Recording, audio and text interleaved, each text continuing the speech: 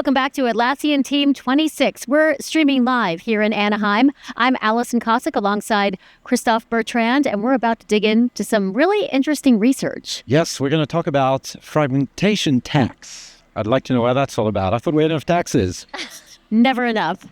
All right, I want to bring in our guest, Dr. Molly Sands. She's the head of Atlassian's Teamwork Lab. Welcome to theCUBE. Thank you. Thanks for having me. So everyone is talking about AI accelerating productivity, but your research suggests that's not the real story. That's not the whole story. Talk us through what we're missing. Yeah. So what we're seeing when we look at workers across the world is that things are moving faster. So in that way, productivity is speeding up. People are doing more, but there's this huge challenge because coordinating across teams, within teams, making sure that everyone moving faster is actually moving in an aligned direction is becoming harder and harder and harder as work speeds up. What is your research showing are the biggest challenges? In that, yes. Yeah. So what we're seeing is something that we're calling the AI fragmentation tax. More taxes.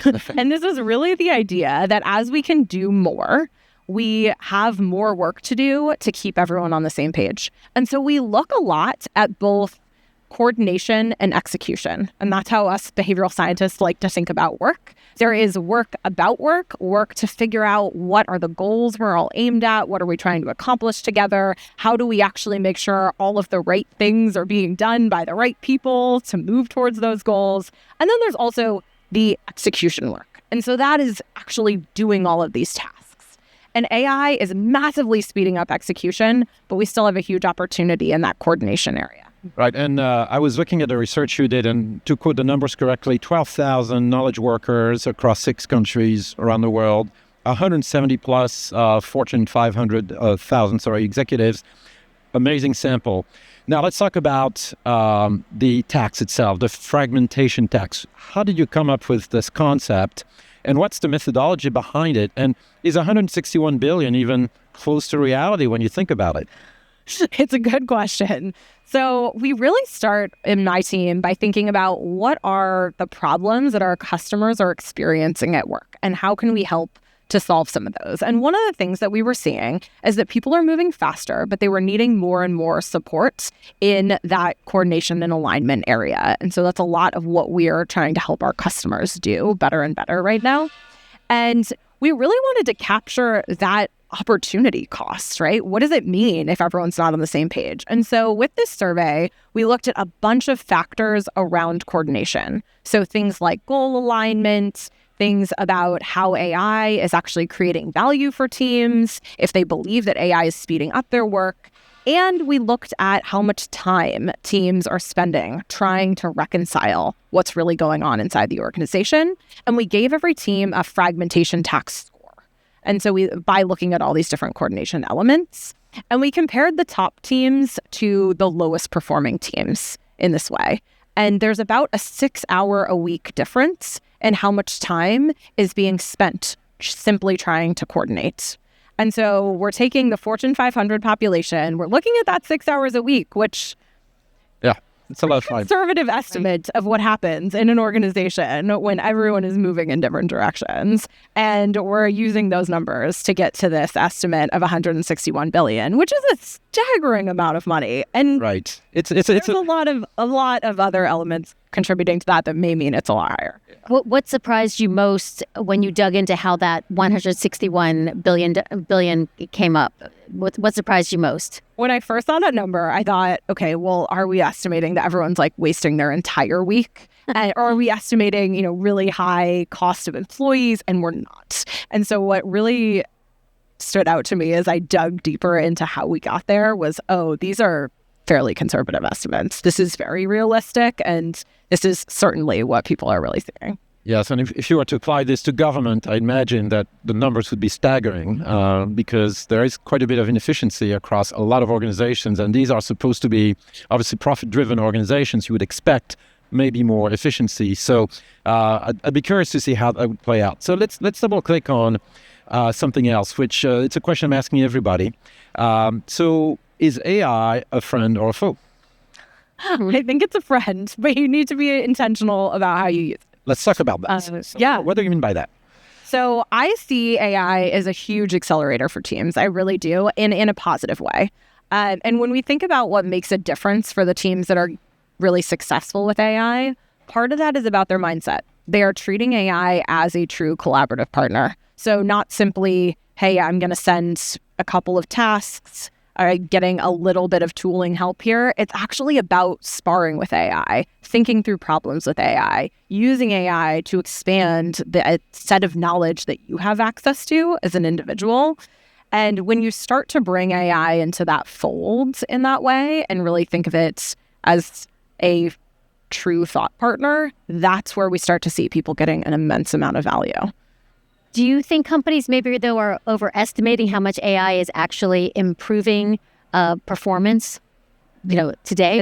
Yeah. Yeah. I mean, our data definitely suggests that people are using AI more and more, but we're seeing that only 6% of executives can really point to clear ROI from those investments.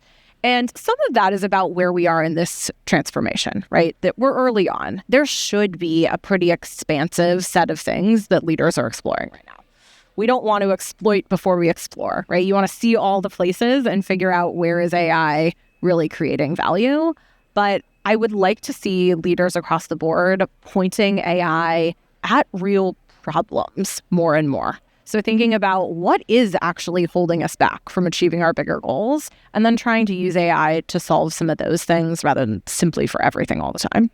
Right. And there's another interesting stat from your research. 24% or only 24% of executives focus AI implementations at a team level, even though teams perform 80% of the work, another 80-20 rule here, which I think is sort of what you were saying. And here we're quoting the numbers. So what are these executives getting wrong? So with team level AI implementation, what we really want is for everyone to think about how we redesign full workflows and systems. And I hear a lot of people saying workflows and systems, and I think a lot of people are like, what is a workflow? What is this? What do you mean? What do you actually mean by that? One of the things I did with my team, with one of our customers recently, was sat down with all of us in the same room, and we talked through some of the biggest challenges that hold us back at work. Things like getting alignment, things like fractured knowledge in lots of different places. And we started to talk through what would really let us achieve something that we couldn't before. And even within that day, we started to think through those end-to-end processes. What are all the steps that happen today? And found places where we could automate several steps, or where we could augment our own work by using AI as a collaborative partner in those moments. And I think more teams need to be doing this, because we shouldn't all just be off working by ourselves with AI. We want it to be part of our team and to help everybody on the team.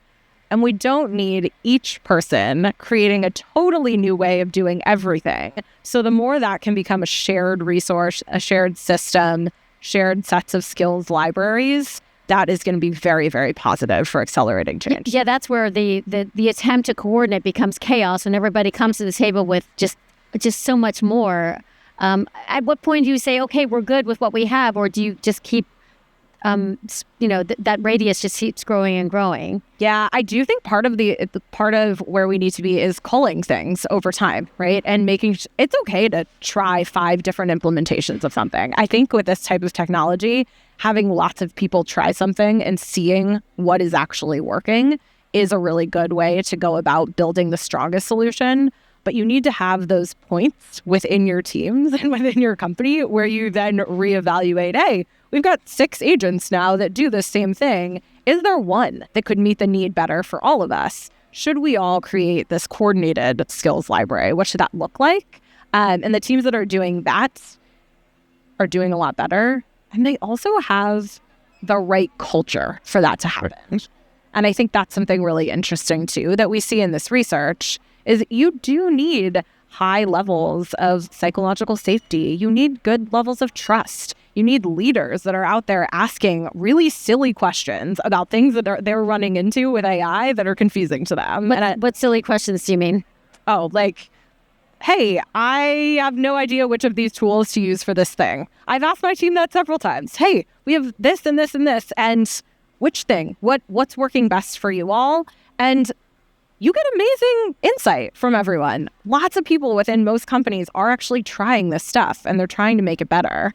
and asking simple things like, I don't know how to do this, or has anyone set up a way, that they're automating moving around things on their calendar based on priorities that are emerging in this ticketing system. Like, all our systems are very connected. And so usually there's some great insight your team can give you, but by showing that level of humility and that you do not have all the answers, because truly none of us have all the answers in this moment, that helps a lot with getting people to have that conversational flow so they can figure out team systems. Right. And it's interesting when you don't get the same answer to the same question, you get different answers from multiple people and multiple agents.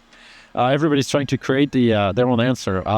There was another data point that was very interesting to me, which is the fact that leaders are 84% more likely to invest in new tools and tech rather than developing people and the skills to use them, which feels to me like we have this sort of trigger happy set of leaders. Okay, let's use some tech. Here's new tech. We already have great tech. Maybe we should learn how to use the existing agents we've built or improve on existing applications or processes that work. Was that number surprising to you, that the investment in tech would be something that would be more natural for leaders versus actually the people? So this did not surprise me. I wish that it had, but people are harder to change. And so I think that's part of it, is figuring out how do you really redesign work and how do you equip everyone in your organization to redesign work is a hard problem. And it's going to be where we get stuck in this transformation, though, because it's certainly not the tech. The things the tech is capable of today are mind-blowing. And the more that you play with it and the more you get embedded into it, the more you see what is really possible. And so I think leaders can help their teams by making the tech accessible and also by thinking about new ways to teach and upskill teams. So at Atlassian, we're doing some interesting things where we are really enabling teams to have some dedicated time to redesign work processes. And we're trying to do that at the team level. So it's not just every individual redoing their own workflows. And then we also have a series of projects that we're undertaking to rebuild systems and workflows that touch thousands of employees to make them AI enabled. And I think a lot of organizations will probably move towards that. And that becomes a very natural way to get people to use AI that is less about me writing individual prompts or, needing to build my own agents or tools, but simply AI enabling the bigger systems that I work within.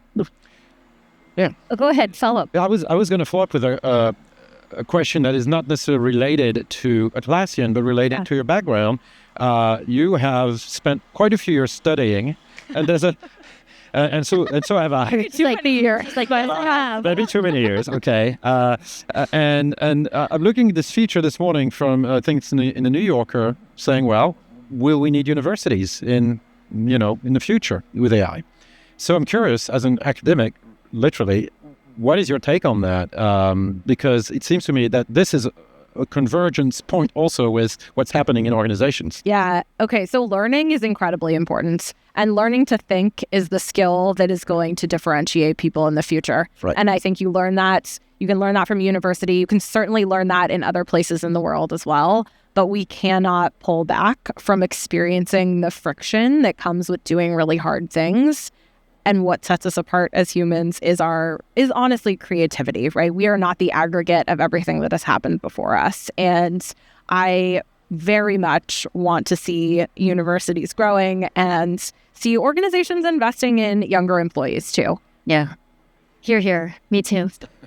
All right. We're going to close out. One more question. If you could correct one misconception that leaders have about AI and teamwork right now, what would it be? And is there a metric that's not being followed that you think could be added to the mix? Yeah, don't lose sight of the problems. What do you really need to solve? Think about how you would measure success in those areas. There's never going to be a one-size-fits-all AI metric. I hate to disappoint. That would be truly amazing. It's much easier to measure usage. Doing more things is always easier to measure. This is an evergreen problem in the psychology of work. But think about what you are really trying to solve and for whom, and how you would know that you are making real progress on that at a faster pace. And those are the kinds of metrics I want to see people leaning into more so than simply we're using it ubiquitously. All right, before we go, one more question. So you're going to be here at the conference. What are the conversations you're looking forward to having? Yes, I am really excited to hear about what people have been building. I can't wait to talk to more of our customers. I have seen some pretty fantastic new things in Rovo. And so hearing from them all about what have they created? What problems have they actually solved? Where are they seeing pockets of success in their organization? It's always one of the most energizing parts of Team for me. Oh, Great. really enjoyed talking with you. Real world experiences and examples. Thanks so much. Awesome. Thank you. And you've been watching theCUBE, the leader in live technology coverage and enterprise tech analysis. We'll be right back.